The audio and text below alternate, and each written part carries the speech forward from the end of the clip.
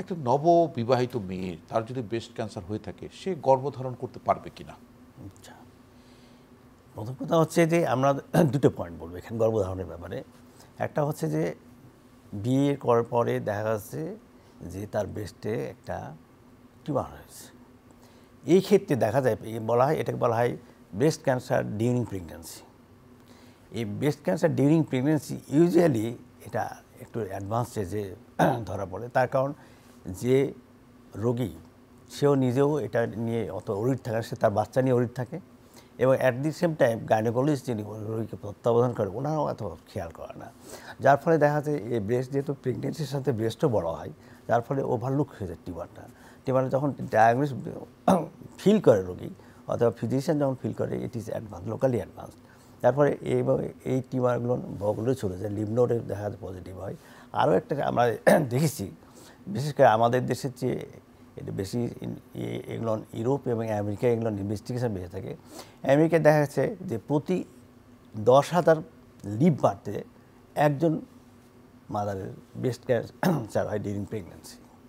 আর এই প্রেগনেন্সিগুলোর এই টিউমারগুলোর rapidly enlarge হয়, এগুলো বলা হয় ট্রিপল নেগেটিভ, মানে ইস্ট্রোজেন প্রজেস্টেরন রিসেপ্টর নেগেটিভ, এবং এই যে লিম্ফ নোডে চলে যায়। তাহলে এই ধরনের যদি আপনার প্রপার ডায়াগনোসিস হয়, করার পরে আমরা এই ধরনের রোগীদের কী ধরনের ট্রিটমেন্ট দিতে পারি এটা আমাদের জানা দরকার। ট্রিটমেন্ট ডিউরিং প্রেগনেন্সিও ট্রিটমেন্ট দেওয়া যাবে, তবে ফার্স্ট ট্রাইমেস্টার মানে প্রথম 3 মাসে এদের কোনো কেমোথেরাপি দেওয়া যাবে না। ডিউরিং প্রেগনেন্সিতে কোনো প্রকার রেডিওথেরাপি দেওয়া যাবে না। তাহলে এদের কী চিকিৎসা? তাহলে ফার্স্ট ট্রাইমেস্টারে এদের যে কোনো অপারেশন করা যেতে পারে। ইউজুয়ালি অপারেশন বলা হয় যে এখানে ব্রেস্ট কনজারভিং যদি করা হয় তাহলে এদের ইমিডিয়েট রেডিওথেরাপি দরকার হয় পোস্টঅপারেটিভলি আফটার হিলিং। তাহলে during pregnancy breast conservation surgery বলা হয়, নিষেধ করা হয়।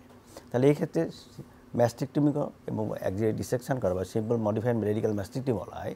এটা করার পরে তাকে কেমোথেরাপি দেওয়া যাবে। তাহলে কেমোথেরাপি কখন দেওয়া যাবে? যেহেতু প্রথম 3 মাসকে বলা হয় পিরিয়ড অফ অর্গানোজেনেসিস, তারপর প্রথম 3 মাসে এদের কেমোথেরাপি দেওয়া যাবে না। প্রথম, সেকেন্ড এবং থার্ড ট্রাইমাস্টারে এদেরকে কেমোথেরাপি চিকিৎসা দেওয়া যাবে। এবং এটা তা বলা হয় কেমোথেরাপিতে, যেহেতু এটাকে আর্লি ডেলিভারি করার চেষ্টা করা হয়, যার ফলে এক্সপেক্টেড ডেলিভারি ডেটের 3 সপ্তাহ আগে এদের কেমোথেরাপি দেওয়া বন্ধ করে দিতে হবে।